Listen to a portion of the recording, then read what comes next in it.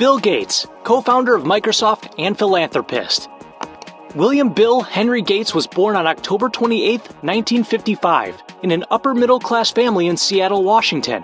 An avid reader, Gates excelled at Lakeside School and did very well in many subjects. In the 8th grade, the Mothers Club at the school purchased a teletype terminal and a block of time on the school's computer.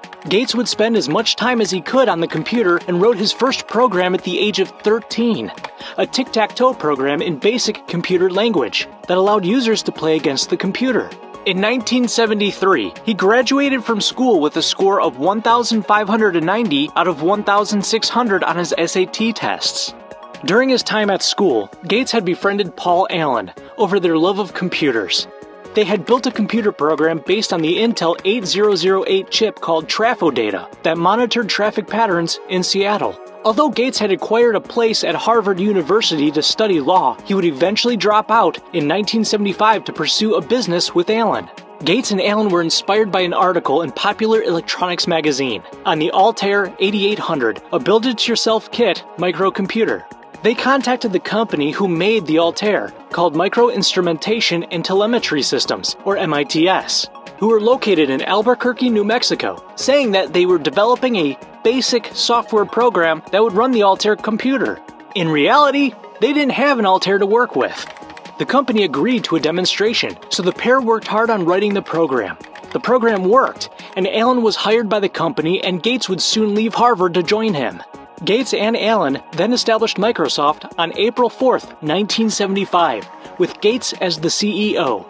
The name was a blend of microcomputer and software. While Gates oversaw the business, he would also continue to write code himself and review it before it shipped. IBM approached Microsoft in July 1980 as they wanted an operating system for its upcoming personal computer. Gates said it could be done, although Microsoft didn't actually have such an operating system for IBM's new PCs. Gates approached a small software company and made an offer of $50,000 for an already made system called 86DOS, while keeping it confidential who it was for. He adapted it for the PC and delivered it to IBM as PC-DOS for the same price of $50,000.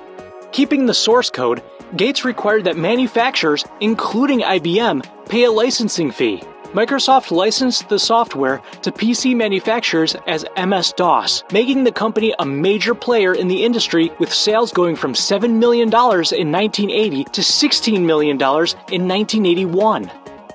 At the same time, Apple, led by Steve Jobs, invited Microsoft to write software for their computers. Through these collaborations, Gates identified that Macintosh's work-in-progress graphical user interface was much more user-friendly than the text and keyboard-driven MS-DOS system Microsoft currently had. Gates would then soon announce his own graphical user interface, called Windows, for all PCs with MS-DOS. In 1984, Apple launched the Macintosh, and a year later, Gates and Microsoft launched Windows. In 1987, Bill Gates, at age 31, had become the world's youngest billionaire. Gates continued to improve Windows and persuaded computer manufacturers to preload it on every computer it sold, and by 1993, Windows was running on almost 85% of the world's computers. This would also cause investigations into Microsoft for unfair marketing practices as a monopoly. In 1995, Gates launched the revolutionary Windows 95 and expanded into the World Wide Web after his Internet Tidal Wave memo. By 1998, Microsoft was the world's biggest company. Gates stepped down as CEO in 2000 to Steve Ballmer. Since then, Bill Gates has dedicated his life to philanthropy, funding disease prevention, combating poverty, and improving education around the world.